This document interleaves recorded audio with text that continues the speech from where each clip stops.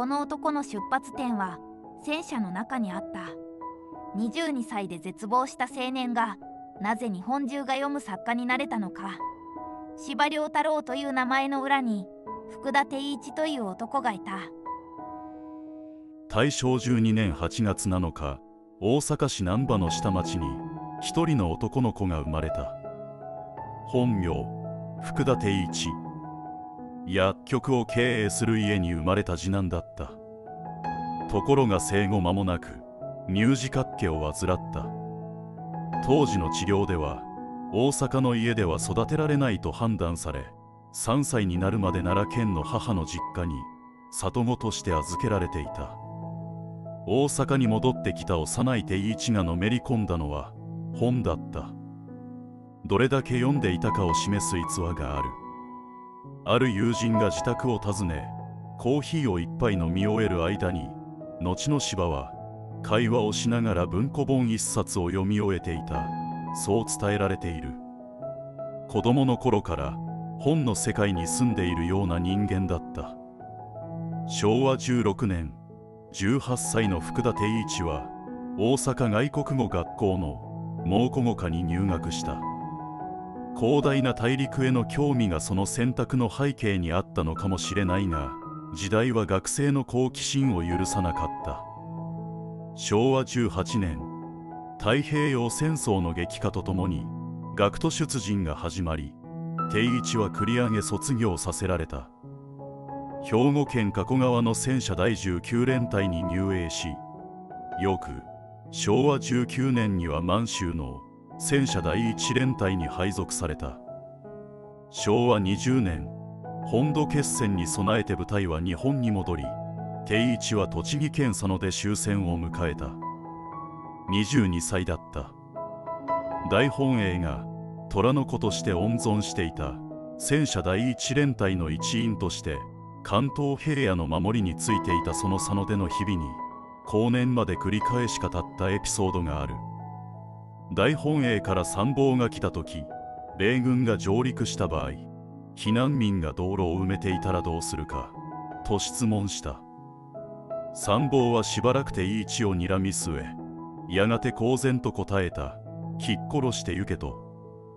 このエピソードは後の司馬自身のエッセイに繰り返し書かれたものだが、同じ部隊にいた人間の中にこの言葉を覚えている者が誰もいなかったという反証も残っている。後年、戦友会で元同僚に問い詰められた司馬は、私は小説家ですよと答えたという記録もあり、真偽は定かでない。それでも司馬がこの話を生涯にわたって語り続けたことは事実だ。虚構であれ実体験であれ、あの戦争への怒りと絶望がこの一言に凝縮されていた。それだけは確かなように思える。昭和20年8月15日、玉音放送が流れた。戦争が終わった。しかし司馬の中では別の問いが始まっていた。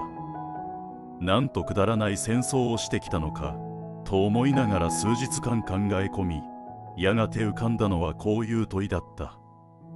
昔の日本人はもう少しマシだったのではないかと。昭和の軍人たちがやったこととそれ以前の日本人がやったこと、どこで何が変わったのか。その問いが後の司馬遼太郎という作家のすべての出発点になっていく。敗戦後、定一は京都の新日本新聞社に入社し、記者の仕事を始めた。まだ小説家になるつもりははっきりとはなかった。しかし25歳の時、10年新聞記者をやって人生の勉強をしてから小説を書こうと決めたと後に語っている。その後、産経新聞社に転職し、大阪本社で記者として働くようになった。この頃から本名福田定一とは別の筆名で小説を書き始めた。その筆名が司馬遼太郎だった。由来は中国の歴史家司馬遷にある。司馬遷に遥かに及ばざる日本のものゆえに太郎、そういう意味だ。中国の偉大な歴史家に遥かに及ばないという言葉を自分の名前に刻んだ。謙遜なのか、それとも壮大な目標を自らに課したのか、おそらくその両方だったのだろう。産経の記者として働きながら、司馬は同人誌近代説話に参加し、少しずつ作品を発表し始めた。昭和31年、ペルシャの幻術師という短編で講談クラブ賞を受賞した。記者と作家の二足のわらじで、33歳の司馬は歴史の闇の中に少しずつ潜っていた。この頃の司馬の取材方法はすでに異常なほどの徹底ぶりだったという。現地に足を運び、その土地の空気を吸い、土を踏んで確かめる。それが司馬のやり方だった。一冊の小説を書くために何十冊もの資料を読み込む。その習慣は生涯変わらなかった。昭和33年4月、宗教専門誌中外日報に新しい小説の連載を始めた。戦国の闇に生きる伊賀の忍者を描いたその作品は、連載が終わった後、フクロウの城という題で刊行された。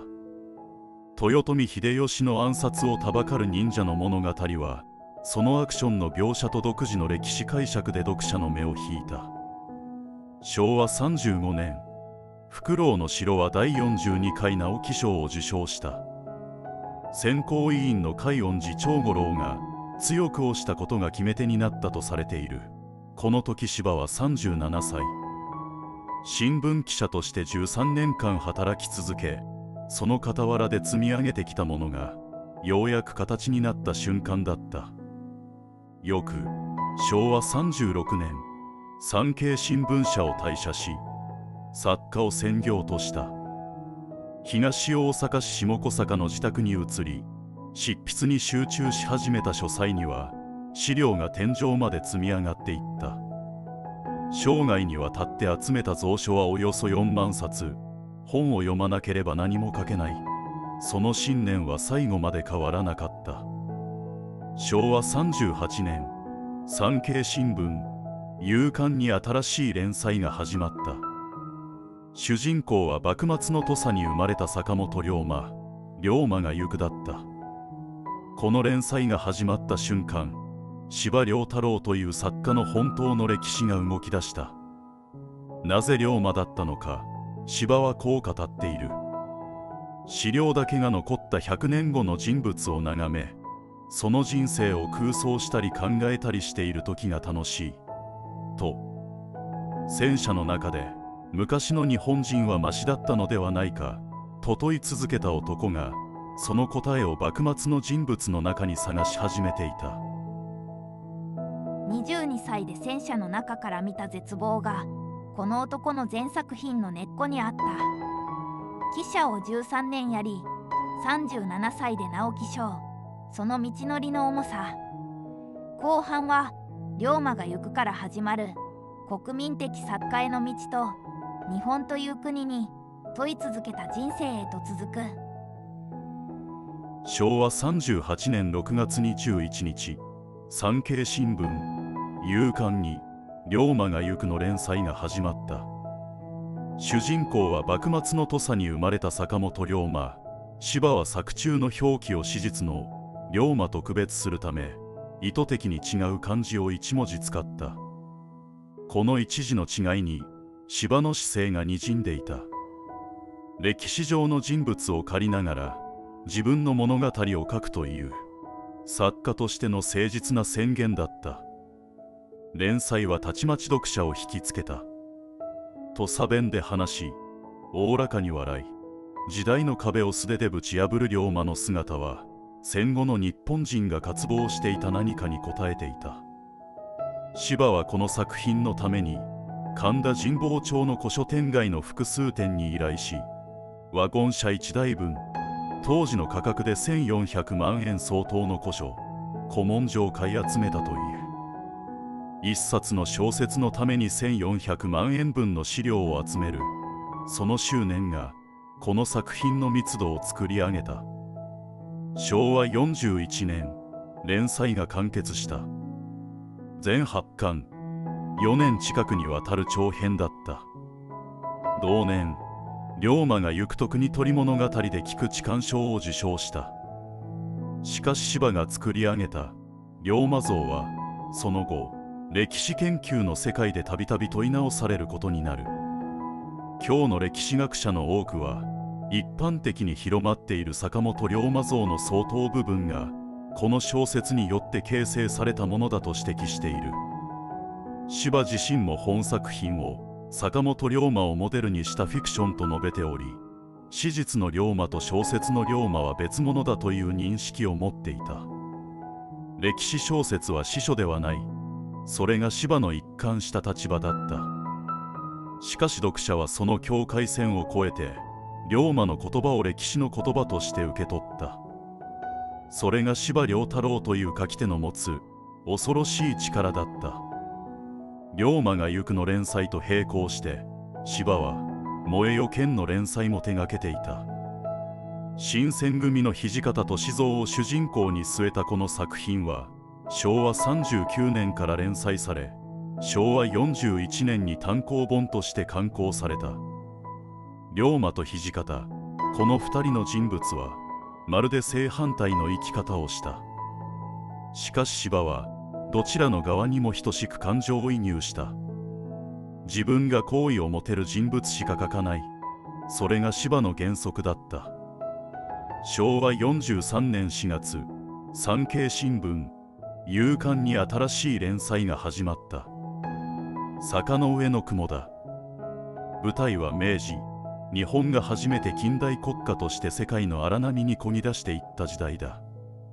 松山出身の秋山義古、実行兄弟と俳人正岡子規を軸に日露戦争へと向かう明治の青春群像を描いた。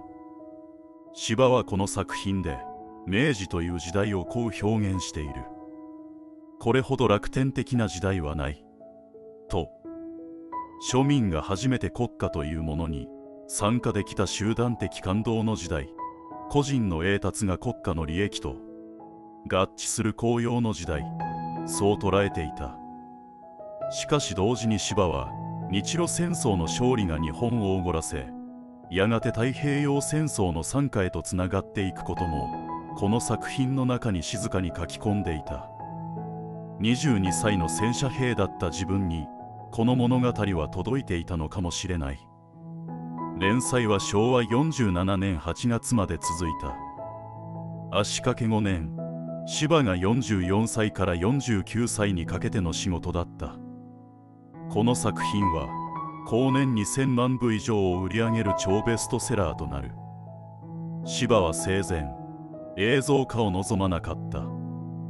ミリタリズムを固遂していると誤解される恐れがあると語っていた。この頃の司馬は30代から40代にかけての言葉をこう残している。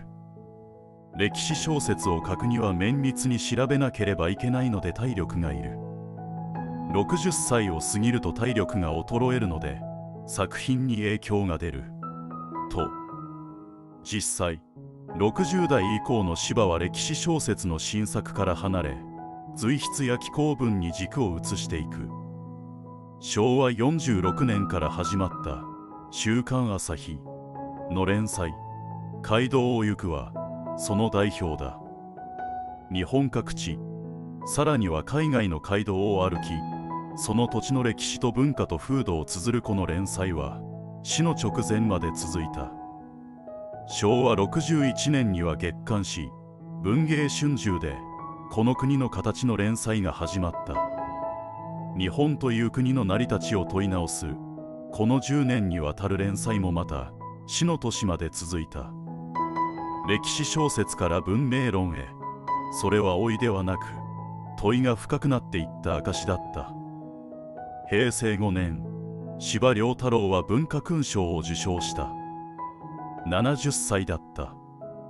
この頃、司馬はある小学校向けの教科書のために短い文章を書き下ろした。それが21世紀に生きる君たちへだ。そこには自らの戦争体験と歴史への問いと次の世代への言葉が静かに込められていた。司馬はこの時、これは未来の子供たち一人ずつへの手紙として書いたと語っている。22歳の戦車の中で、昔の日本人はもう少しマシだったのではないかと問い続けた男が、70歳で子供たちに手紙を書いた。その70年の間に一体どれだけの問いを積み上げてきたのか。平成8年1月、司馬は街道を行くの取材で濃尾地方を歩いた。その連載原稿を書き続けていた2月10日の深夜、自宅で吐血して倒れた。病院に搬送され、そのまま入院した。2日後の2月12日、司馬遼太郎は72歳で息を引き取った。絶筆となった濃尾三周記は未完のままだった。くしくもその病院は、司馬が家臣という作品で描いた大村益次郎が明治3年に死去した場所と同じ病院だった。歴史の中を生き続けた人が歴史の場所で言った。死去の知らせが広まった2月12日は以後菜の花期と呼ばれるようになった。司馬が生前から菜の花を好んでいたことにちなんでいる。3月10日に大阪市内で行われた司馬遼太郎さんを送る会にはおよそ3000人が参列した。蔵書4万冊を収めた自宅隣の記念館は今も東大阪市に残り、あの書家がそのままの姿で保存されている。司馬遼太郎という人が残したものは何だったのか。作品の数、売り上げの数字、受賞歴、そういったものでは測れない何かがあの書家の前に立つと伝わってくる。昔の日本人はもう少しマシだったのではないか。22歳の戦車兵が問い始めたその疑問は、結局72歳で倒れるその瞬間まで答えが出なかったのかもしれない。それでも問い続けた。歩き続けた。書き続けた。それが福田定一という男が司馬遼太郎という名前を生涯背負い続けた理由だったのだろう。司馬遼太郎が亡くなった病院は自分が書いた小説の主人公が亡くなった場所と同じだった。歴史の中を歩き続けた人が歴史の場所で行く、そういうことがあるんだなと思う。22歳の問いは亡くなる時に答えは出ていたのだろうか。菜の花期、今も2月12日に咲いている。また次回の主役でお会いしましょう。